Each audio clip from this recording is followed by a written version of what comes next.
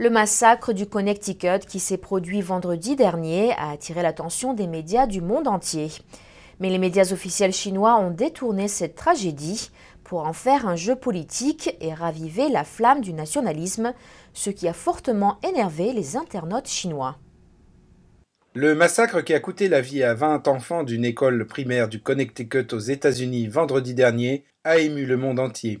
Cependant, les médias officiels chinois ont saisi cette occasion pour raviver la flamme du nationalisme. La chaîne de télévision chinoise CCTV a diffusé non-stop des reportages et des analyses sur la tuerie, mettant en avant la politique chinoise de tolérance zéro sur les armes.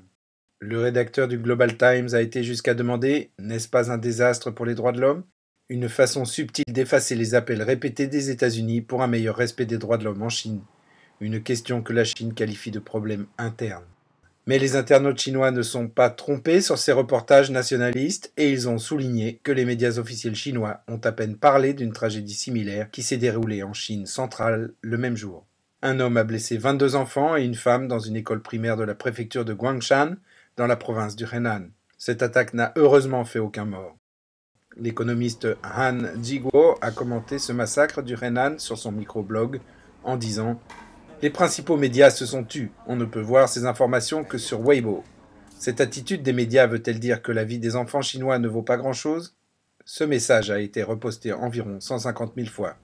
En réponse au grand titre de CCTV sur le massacre du Connecticut, un internaute a demandé « Où se trouve le reportage de CCTV sur les 22 élèves attaqués dans le Henan ?» Les autorités de Guangshan ont aussi été critiquées pour leur manque de réactivité.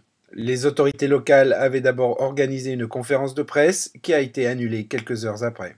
Les médias n'ont pas réussi à contacter les responsables. Cette tragédie dans la province du Henan a souligné l'absence de soins psychiatriques en Chine. Selon les premiers rapports, l'homme responsable de l'attaque souffrait de déficience mentale et était la proie de crises d'épilepsie depuis 2 ans. Nouvelle NTD.